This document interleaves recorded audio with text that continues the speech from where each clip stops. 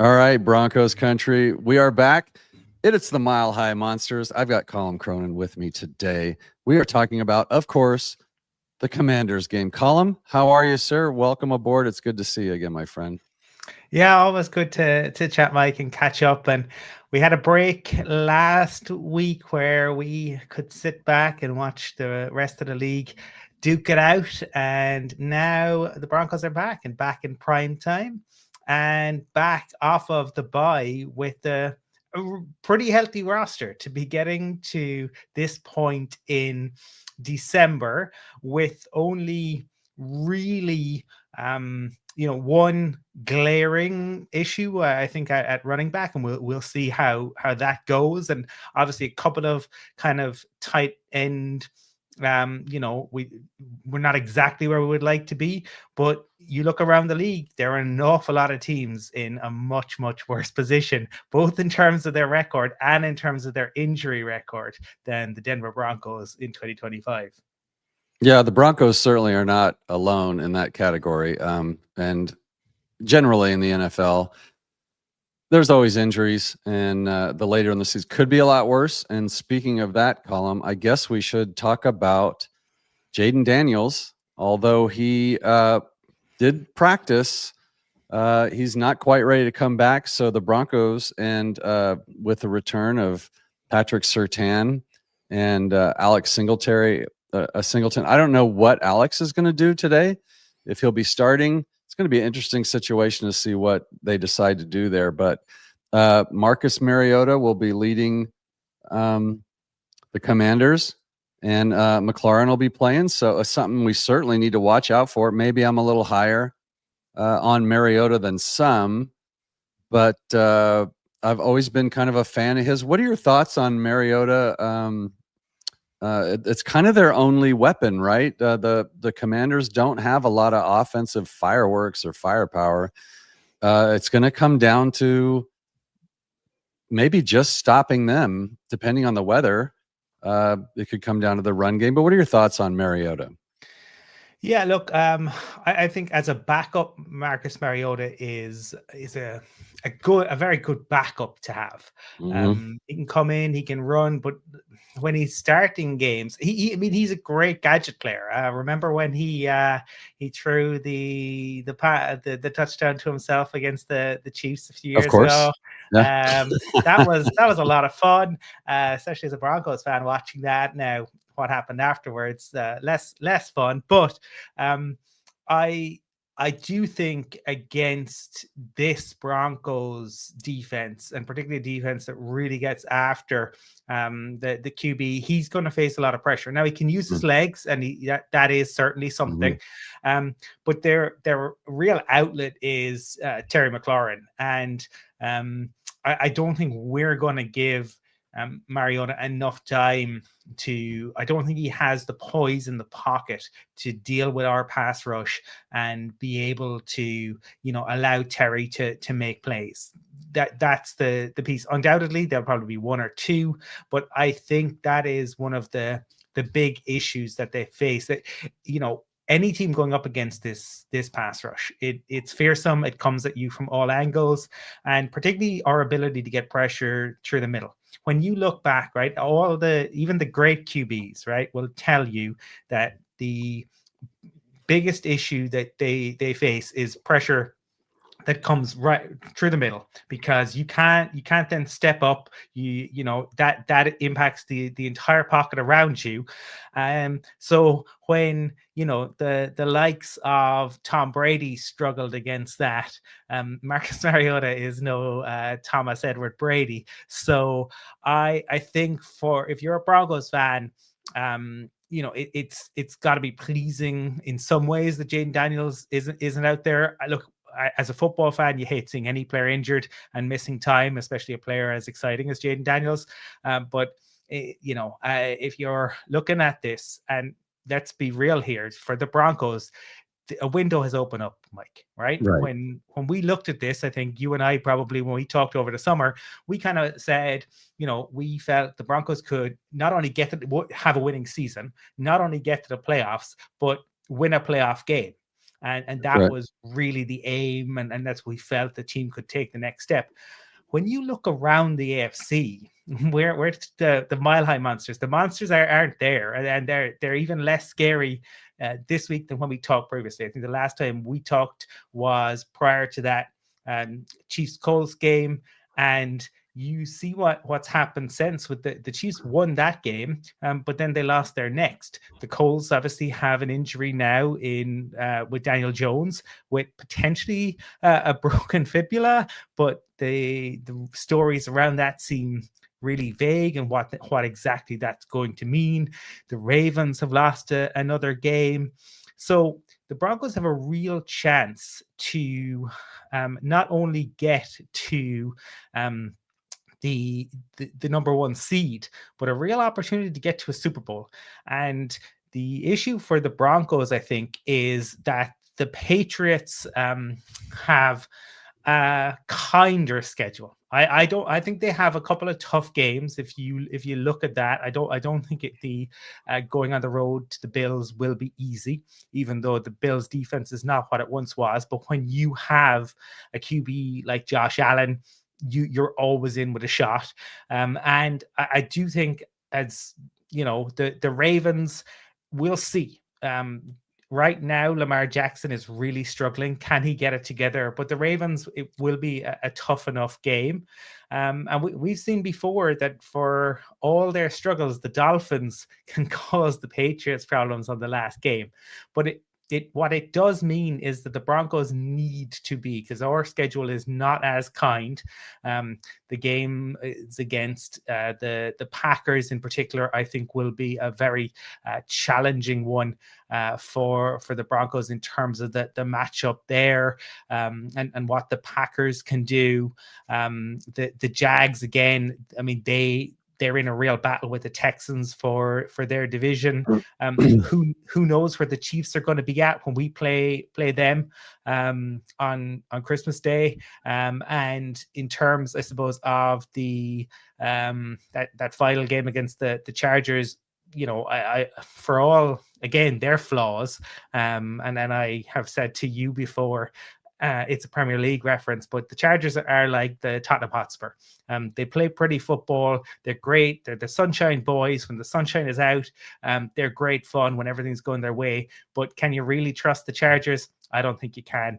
But it is a more challenging schedule. So that's why games like this evening's one in primetime are so important. That the Broncos team that has been so good this season shows up, gets out to early, doesn't come out flat after the bye, and really looks to build on what has been a really impressive season so far.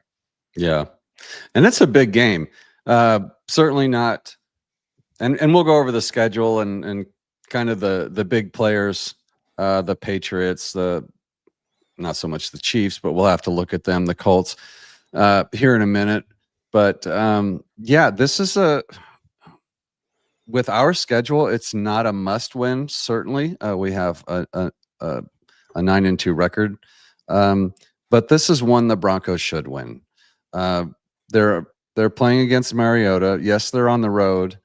Now, Sean Payton on Sunday Night Football has the best win percentage of any coach since he came in the league. He's 14-3. He's over 82%, by far the best on Sunday Night Football, because he loves the spotlight. But this Commanders game, last I saw, looked like some rain. Certainly some winds and some rain-ish weather. This could turn into a little sloppy slugfest. Now, the Broncos have already proven that they can win those games. They've done it several times this year. In fact, they've proven they can win a shootout, comeback win, a low-scoring defensive game. All that sets up really well for them in the playoffs. But today's game in particular, I guess the one concern I would have, Colum, and for those of you watching, if Colum makes a football reference, you have to understand it could be soccer or football, because he's in Dublin, Ireland. He's the third smartest Broncos analyst I know. I've ranked him third. I won't tell you who's first and second, but Congratulations on making the top 3, Colum. But let's talk about that a little bit with JK out. Now, this is a bigger issue for me than maybe for some, but I think this is a big hit for the Broncos. RJ Harvey, who I loved the pick, loved the player, has been wonderful out of the backfield, and does a great job when he gets that space and gets open, but he really hasn't shown that he can run between the tackles and be an every down back and get 3-4 yards of carry. He just hasn't done that yet, and certainly not saying he won't. But today's game might be that kind of game that we need that. So is this a Jaleel game? Is it a Bidet game? Are they going to, try and run screens? What do you think they do? Or are they just going to keep giving it to Harvey until he breaks one for 40 yards?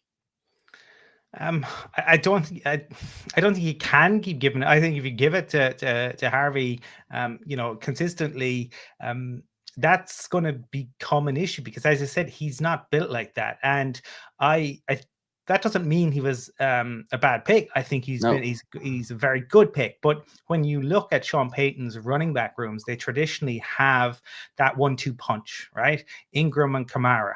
And you kind of have the big bruiser, and you have the guy with vision who can, break occasionally, but who can also catch the ball out of the backfield and kind of dance his way down the field. I was a little bit surprised that the Broncos maybe didn't look to bring somebody in to have a look at.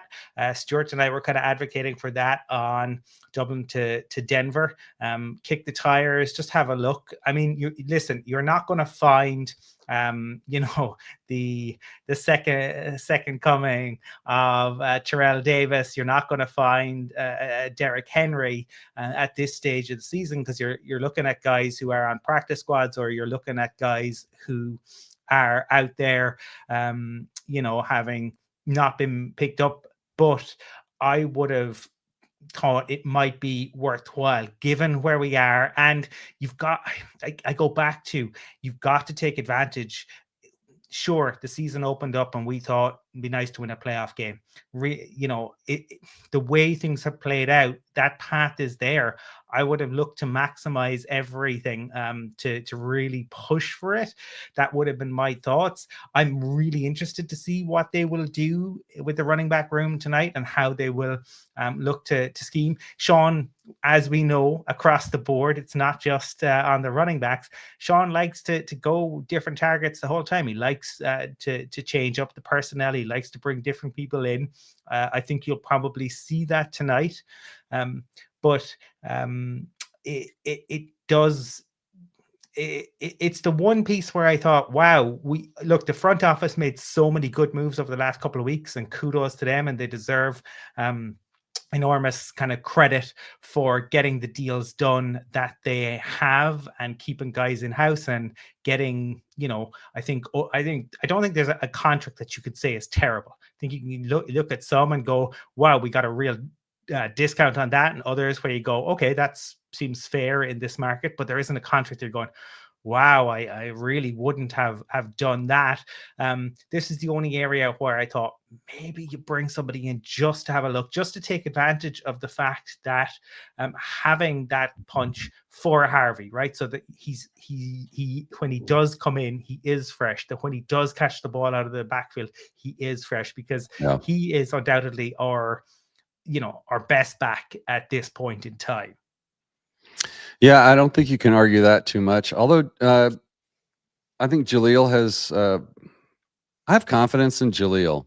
I don't know how it sets up for him, but it's kind of like all three of our backs are kind of the same back with a very small differences. And when we're certainly missing JK, and I think, just on, like, that's not a slight on Dobbins, right? Dobbins is a phenomenally talented back. Dobbins, great character. Dobbins works really, really hard. But the issue throughout his career, unfortunately, has been is that he's never played a full season. And magically thinking that just because he put on an orange jersey and was a member of the Denver Broncos, that wasn't going to happen. Why not? What's wrong with you? Magical Come on, thinking. man. So that's and bringing so like I know Sean Payton said this week that he hopes to have Dobbins back at so now it won't be soon, but he hopes to have him back this season. But bringing in a vet wouldn't have precluded Dobbins. Dobbins is the best back on this roster. When he's healthy and when he's on the Sure. field, bringing somebody in isn't going to preclude that. And I think when we have, fortunately, to touch wood, we have the richest owners in the league who are prepared to put their hand in their pockets, in stark contrast to some of the others. Hello, the Titans. That's where you want to take advantage when it opens up and when it's there, because you don't know what the AFC looks like again next year. Do the Ravens find themselves back up there? Do the Bills find themselves back up there? But there are no monsters. There's no dragons to slay in the AFC this year. And even if you look around the NFC, it's not scary. The Eagles aren't what they once were. Sam Darnold is capable of making mistakes at the highest level.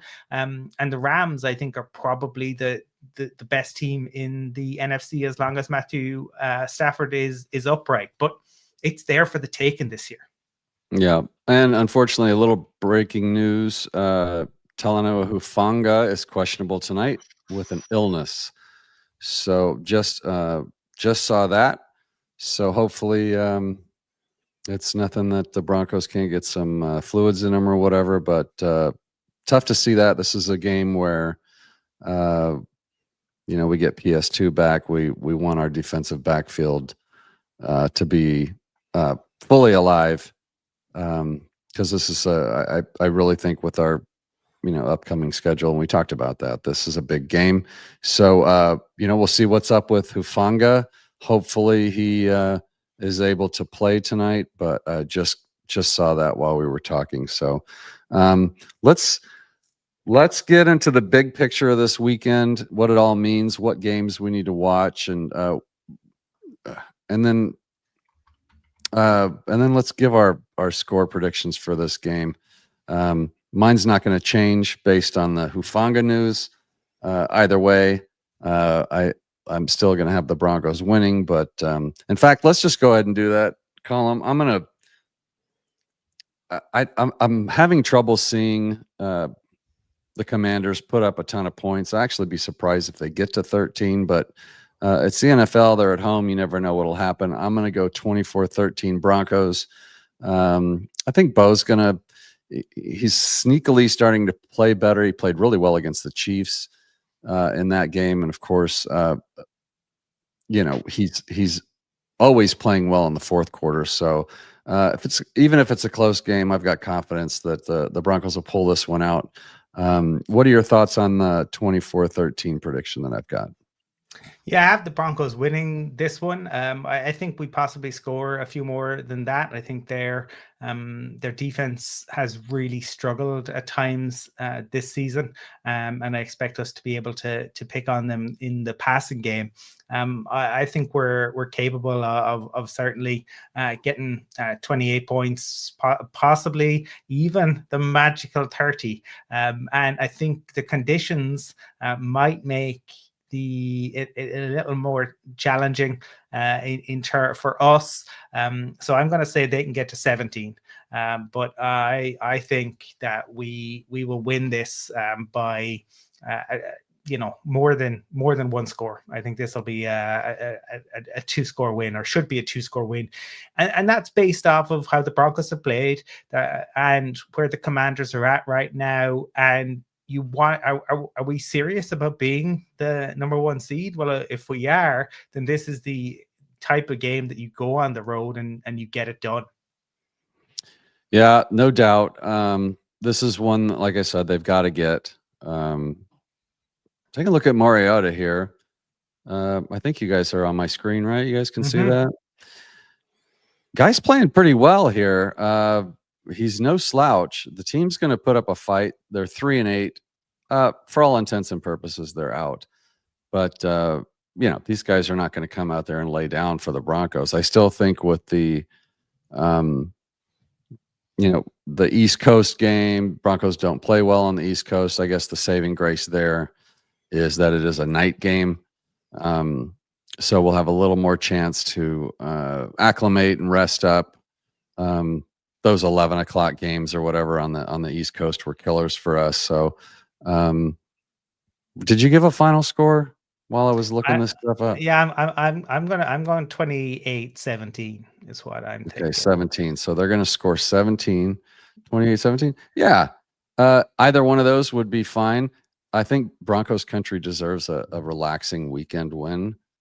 They've had enough of the stress, but they're all better than, and you're going to disagree with me here. I think they're all better than the stressful losses. You got to agree with that.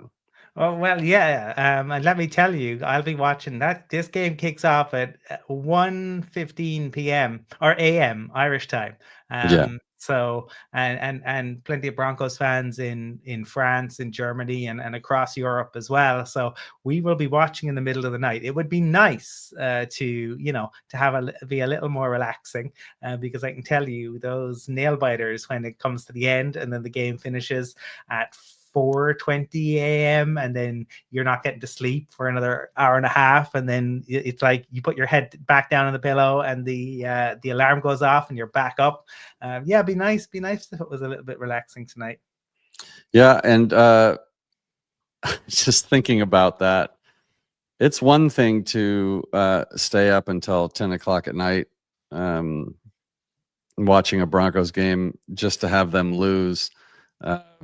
It's another thing to stay up at 4 o'clock in the morning when you have to go to work just to watch them lose. So let's hope we don't get that situation. I'd feel sorry for you, Colum. I would. For the first time in my life, I would feel sorry for you because you're so darn blessed. All right. So we're both predicting a win. 80 people watching. If you guys want to get in the chat and give us your predictions, we'll definitely shout you out there. Let's look at a little bit more of a big picture type stuff. If I can get back to the screen I was on. Certainly the Patriots sitting there at 10-2. Colum, they're off this week, are they not? No, They've played one more game. They played the Giants. They played the Giants on Monday night. Okay. And yeah, I mean that I suppose is Kafka has taken over there at the Giants. They moved off of Dable. We don't know, I think yet whether Jackson Dart will come back in. We saw the best and worst of Jameis last week, where he was fantastic at times and brutal at other moments. But Kafka he's coaching for a head coaching role. So he's going to have them out there. He's going to have them playing hard, but the Giants don't really have the quality. So you're hoping that maybe you get a freak kind of loss for the Patriots, but it's definitely one, that obviously has a big bearing, but you've got to expect that New England gets the win at home there. Yeah, and then we touched on it before. The Bills are coming to town. You're not sure what you're going to get from the Bills, but certainly the Bills could beat them. And then you don't know what Ravens show you're going to get either. The Ravens could show up. Lamar's just been struggling of late. A terrible stretch of games since he came back. You'd hope he would kind of wake up there, because after that it's the Jets.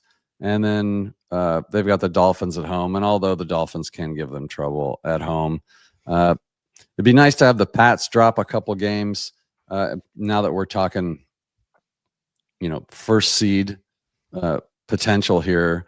We kind of, I don't think we need that, do we? Like, if we win as many games as them, do we win over them based on tiebreakers? If we win if we're in control of our own destiny, but there's still a lot of football to be played, and there will undoubtedly be at least one unexpected result. Sure. Whether that will be for the Patriots or whether that is for us. You know, I don't. Can you see us winning every game? It's a possibility, but certainly there's some really tough games remaining on our schedule. So, yeah, we would. I would be hopeful of the number one seed, but I wouldn't have us perhaps as favorites for it at the Yeah. moment. But this is a Broncos team that's shown amazing resilience throughout the season and has come back time and time again, both to win games, but also bounce back after the games where they have lost and the close games that they did lose. They've shown resilience coming back from those. So, you know, this defense, nobody is going to want to face this defense. So ideally, obviously, you kind of want the number one seed and you want all roads to go through Denver. But it's fascinating to me to see the Patriots, a lot of their sports talk radio and their fan groups, they do not want to come to Denver. They talk about how you know, even in the Tom Brady years, they hated having to come to Denver in the playoffs, and they certainly do not want to have to do that this year. Yeah, for good reason too. The Broncos are 11 straight at home, I believe. Last I checked, Mile High Magic is back. Home field advantage is definitely back. And looking at this schedule, let me make sure I've got that up for everybody. I do. So yeah, the Broncos, so the AFC West is not safely in their hands, but is should be attainable at this point. Yeah. They should get the AFC West, barring some catastrophe. As far as the first seed, it would be really important for the Broncos. I guess important's not the right word, but it would change things. If the Broncos got home field advantage, you would have to start. Nobody wants to come there and play them, like you said. Certainly their defense, but you don't want to play the Broncos at all at Mile High, especially that time of year. But if they get past the Commanders and the Raiders, who will play them tough down in Vegas, it doesn't get easy for the Broncos. The Packers, Jags, Chiefs, and Chargers. The Packers are a good football team. I think it's fortunate that we have them at home.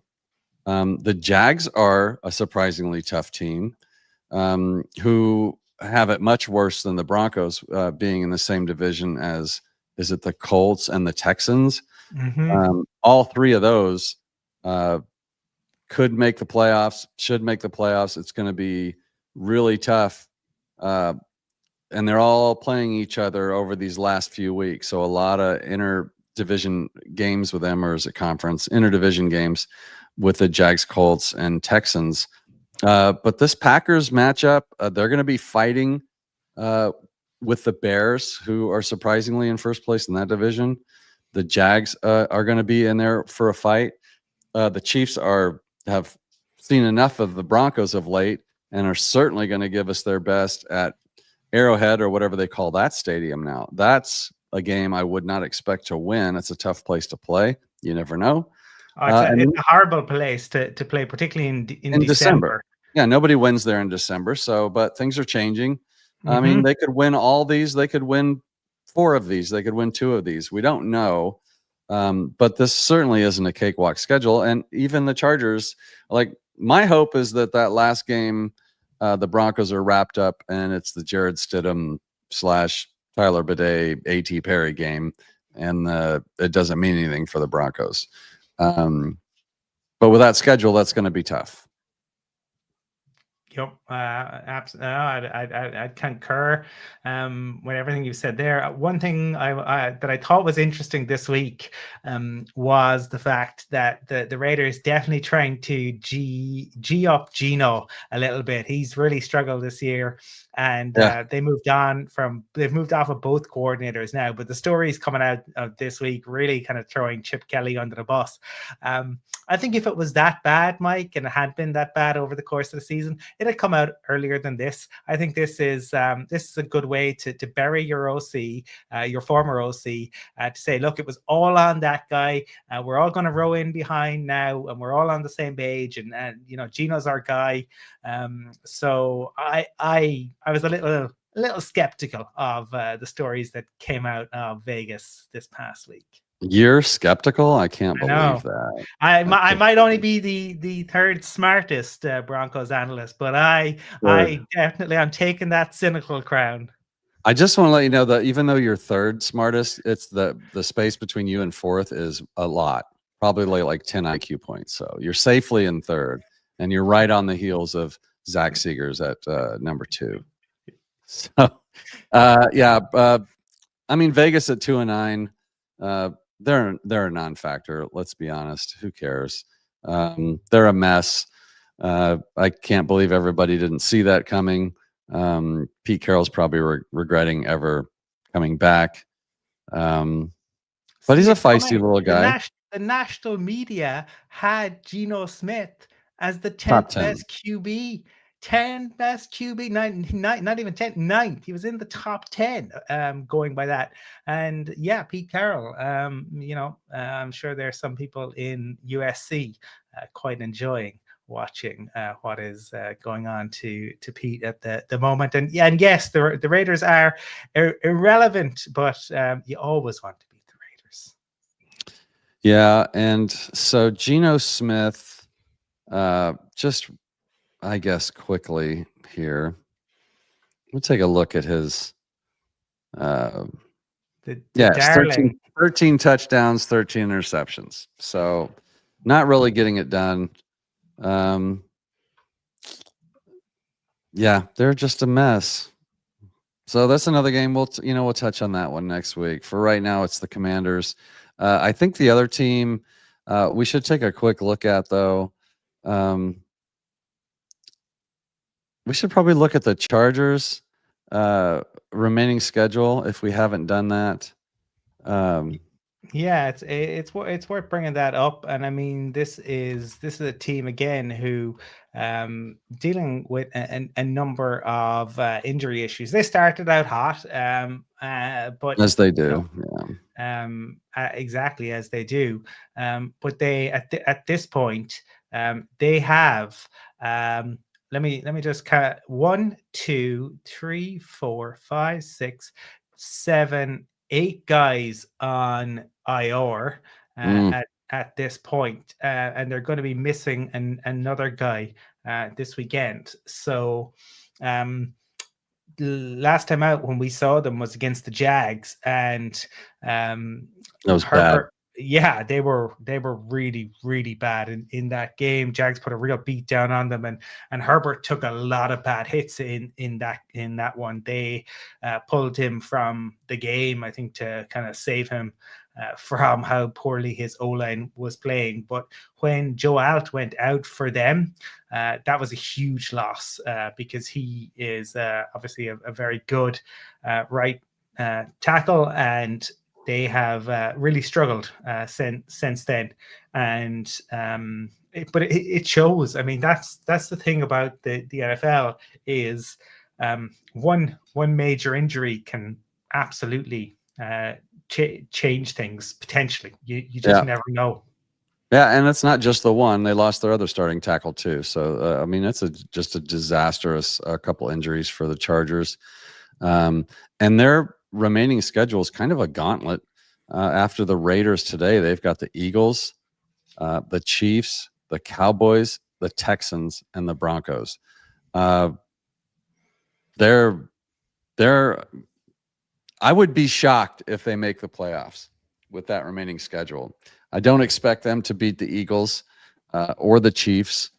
And then they have to go to the Cowboys and play them. The Cowboys are playing well, obviously. And then the Texans game is going to probably mean a lot to the Texans in December. So it's a long road to hoe for these Chargers who, as you said, are really beat up. So, as far as AFC West standings, I think, you can certainly not relax. But if you look at the Chargers, and then now we have to we have to look at the Chiefs, who do not have the hardest schedule to finish out the season. But if they've got the Texans. Now, if they can beat the Texans, they've got the Chargers at home, the Titans, us if it still means something. So, and like that Texans game and Broncos game are both at home for them. So they have a very favorable schedule, finishing up at the Raiders. So the Chiefs, the best they can do is 11-6, I guess, is the good news. So with the Broncos at 9-2, Colum, and the Chiefs' best outlook is 11-6. The Broncos need to win 3 games to seal out the AFC West. I think we're certainly favorites for the AFC West. I think that Texans game is enormous for them. For them and for the Texans, right? Because the Texans are in a real fight now with Daniel Jones's injury. Depending on what way that is, that could really hobble the Colts, right? Because Anthony Richardson is a disaster, truly an unmitigated disaster, and that would severely impact the Colts if Daniel Jones is not good to go, because Jonathan Taylor has obviously been playing well, but you've seen the Colts tail off a little bit in recent weeks. Again, they started off really hot, but they haven't been playing as well. And the Texans' defense is real mean, and they will look at it, and they like an animal that sees its prey wounded. They'll be licking their chops, and they'll be thinking, maybe we can catch the Colts. The Colts obviously have built up a head of steam, but there's still plenty of football to be played, and so that game will have a big bearing, because again, they've got to go into Arrowhead. It's not easy for anybody, but that defense against the Chiefs offense that is struggling, it's going to be fascinating to watch that, because the Chiefs have got their backs against the wall now. They have to win. So this is as a football fan, that's going to be a fantastic game to watch. Yeah. Houston and the Colts play today at noon Central, 11 Mountain, whatever time that is for you. So that is probably the morning game of the day. The Jags in Tennessee is a big one, although the Jags should take care of business. You never know with those games in the division. So, that's going to be a fun one to watch. I think another one to watch. Most of them are in the NFC, right? The AFC is kind of clear. That can all change, like you said. There's a lot of football left, but the slate of games today. That Houston Texans, Indy Colts is a big one. I guess that the Jags and Tennessee is a big one. Buffalo, Pittsburgh is another big one. Yeah, I think if you're a Broncos fan, I think you probably want the Bills to win that, so they're really gunning for the Patriots. Yeah, and they're coming in with a little bit of confidence. I think the other one that's not doesn't impact on the Broncos as such, but just is fascinating, is obviously the Vikings, who are going with the undrafted rookie at quarterback, and they're going through it. A couple of tangential things to the Broncos. I see that Kyle Slaughter, beloved, because nobody in the NFL loves a QB3 in camp more than Broncos Denver country. My goodness. So Kyle Slaughter commenting that it's good to see the rookie get his chance at a chance. Yeah, it looks like we lost Colum for just a second. We'll get him back though, so don't worry about it. I agree with that. There's going to be some fun, interesting games today. We certainly, as Bronco fans, have our eyes on the prize. So it's the first one is the AFC West. We've got to get that locked in, and it looks really close to happening for us. Again, that Texans game is a big one for the Chiefs. We'll beat each other up a little bit at the end of the season, but the fastest way to lock up the first seed would be for the the Patriots to fall off a little bit. Watch the Colts and the Texans beat each other up, and find out who the number 2 seed's going to be. So, yeah, go Buffalo when the time comes. And as far as the rest of the games today, we get to kind of sit back as Bronco fans and enjoy the show, right? We get to do a little hate rooting for people and hate watching. But other than that, guys, we sit back and watch the game, and we'll see what happens. And Colum, let's get your final thoughts, Colum, as we sit back and kind of just watch the games. It's going to be a fun day for us. We get to we'll know pretty much what everyone has done except for Monday Night Football by then, and I hope everyone has a job like mine where they can come in a little bit late on Monday mornings. So, Colum, final thoughts on the Broncos, or any other things that you might want to talk about except for Irish football, which is banned from the show. Yeah, that's probably just as well that my entire system died there. You didn't have to listen to me talk about how the Vikings are going through their Drew Lock era. See, you had to do it anyway. I thought we saved Broncos country. Gotta throw that out there. People making subjective videos and claiming them as objective. But no, look, I hope this is an opportunity. The Broncos have struggled in prime time, right? Even now, I hope, I suppose, coming off the bye, that we really clean things up and we can go out and put on a little bit of a performance tonight. And this is we're coming in now to the stretch. Bo, it's his team, and he's showing he's clutch. Hopefully he can kind of really put the foot on the gas at this point and really start putting up the stats. I hope that we see fourth quarter Bo in the first, second, and third quarter for the months of December, January, and February. Yeah, I think, and some people see it a different way. I know you've got them scoring more points than I thought that I think they will, and some of the other guys are on board with you. I think Joey is expecting another like Cowboys game from Bo in this offense. The Commanders defense certainly has their weaknesses. I just think with the East Coast and the weather, maybe it won't set up that well for us, but I'm still waiting for Bo to play really well when it's windy and kind of wet. But this is going to be a good thing to see if they can do that. Look out for them in the playoffs, because that's when weather starts becoming more and more of a factor. Yeah, I mean, you can see why why Joey is thinking that, because you're looking at like a Falcons team that put 34 on them, a Cowboys team that put 44, the Chiefs and all their offensive struggles this year put 28 on them, the Seahawks put 38 on them, and the Lions put 44. So, oh my gosh, okay. The opportunity is there. Can the Broncos take advantage of it? See, now you ruined it for me. Now I'm gonna be angry if we don't put up at least 30. Thanks for ruining another Sunday for me, even if we win. Look at you and your reality. Look at you and pointing out what's actually happened. How dare you put facts on my show? Colum, it's wonderful to see you. Thank you to all of you tuning in. It's wonderful to see you as well. Please like and subscribe to the stream if you would. It helps us out a ton.